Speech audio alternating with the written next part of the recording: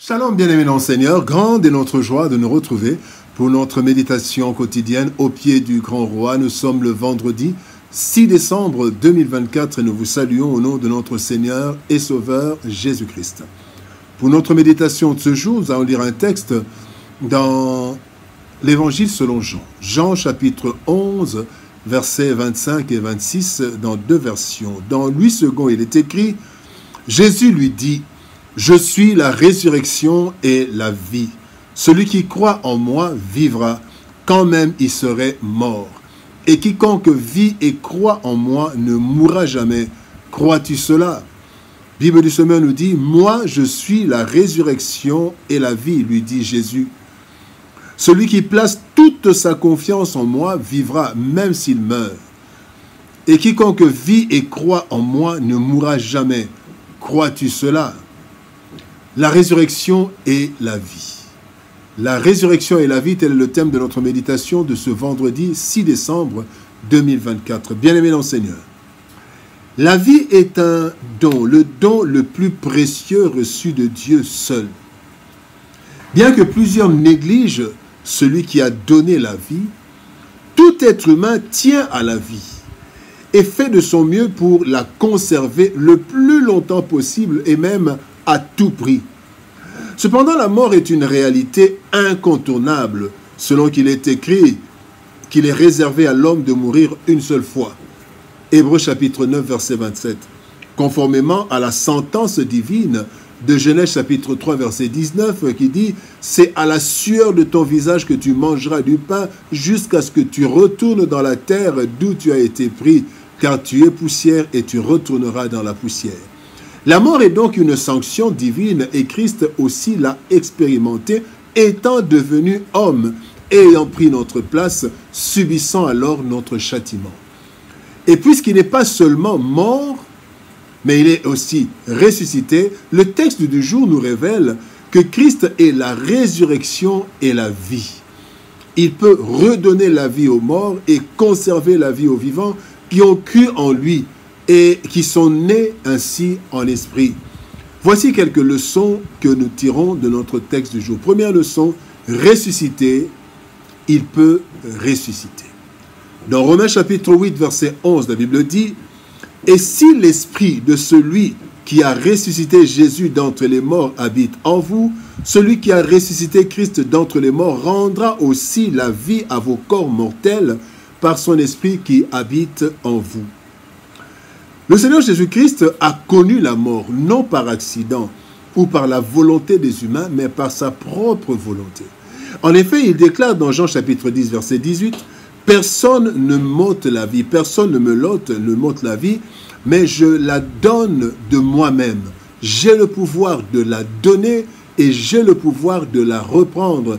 Tel est l'ordre que j'ai reçu de mon Père. » Lui qui a le pouvoir de donner sa vie et de la reprendre, il peut aussi ressusciter ceux qui croient en lui et qui sont nés et morts en lui. Ainsi, lorsque nous avons en nous l'Esprit de Dieu, nous sommes élus à la résurrection.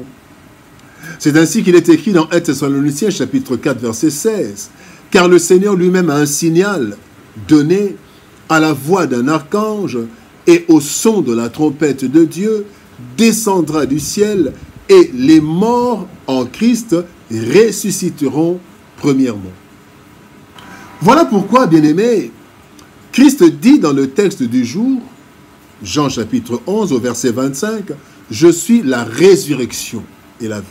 Celui qui croit en moi vivra, quand même il serait mort, parce qu'il y a la résurrection. » Si nous avons cru en Jésus-Christ et que nous sommes nés en lui, la mort n'est qu'une étape précédant notre résurrection. Deuxième texte, deuxième leçon, il est la vie et peut la transmettre. Dans Jean 14, verset 6, la Bible dit, Jésus lui dit, « Je suis le chemin, la vérité et la vie, nul ne vient au Père que par moi. » Bien-aimés dans le Seigneur, Christ déclare qu'il est la vie. En fait, nous vivons par le souffle que Dieu nous a transmis.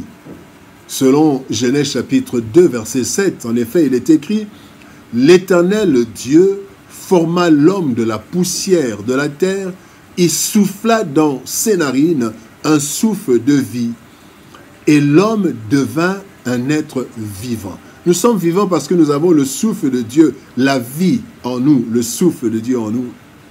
Christ étant Dieu, il est et il a en lui la vie. Il est la vie et il a la vie qui peut nous transmettre. Une vie éternelle qui n'a ni commencement ni fin. En effet, Christ déclare dans Jean chapitre 10, verset 28, « Je leur donne donc à mes brebis, je leur donne la vie éternelle, et elles ne périront jamais, et personne ne les ravira de ma main. » C'est Christ qui donne la vie éternelle. Bien-aimés dans le Seigneur, si nos parents nous donnent la vie charnelle et limitée, Christ, lui, il nous donne la vie spirituelle, éternelle, auprès de lui.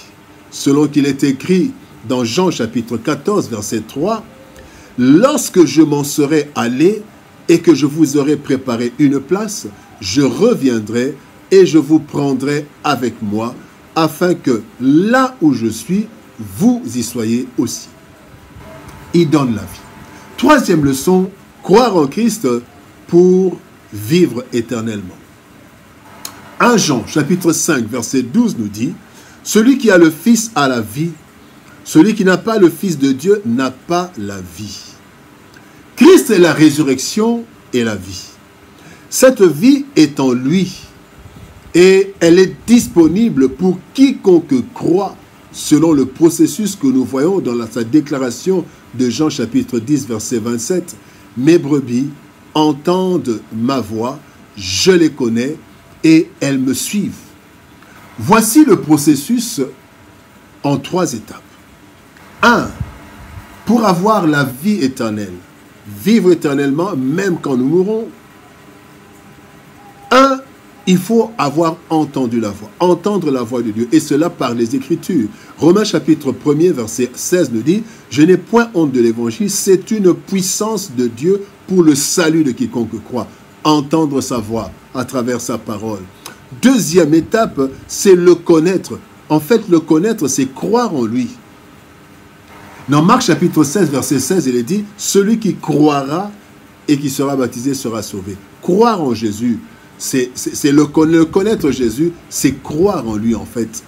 Avoir cette relation avec lui. Et la troisième étape, c'est le suivre. Jean 12, 26 dit, « Si quelqu'un me sert, qu'il me suive. Et là où je suis, là aussi sera mon serviteur. Si quelqu'un me sert, le Père l'honorera. » Bien-aimé dans le Seigneur. Certes, nous sommes sauvés par la grâce, mais par le moyen de la foi. Éphésiens chapitre 2, verset 8. Le Seigneur ne force personne, mais il veut que tous soient sauvés. Alors, à nous de saisir la main tendue de Dieu pour vivre éternellement. La résurrection et la vie. Personne ne peut donner ce qu'il n'a pas. Nous transmettons notre vie à notre descendance et cette vie, comme la nôtre, est limitée. Ainsi, comme nous, ceux à qui nous transmettons la vie mourront également un jour. Christ est la vie éternelle puisqu'il est Dieu, sans commencement ni fin. Tout celui qui croit en Jésus-Christ et qui l'accepte personnellement, il naît de nouveau et naît en esprit. De ce fait, il reçoit en lui la vie, une vie qui n'a pas de fin.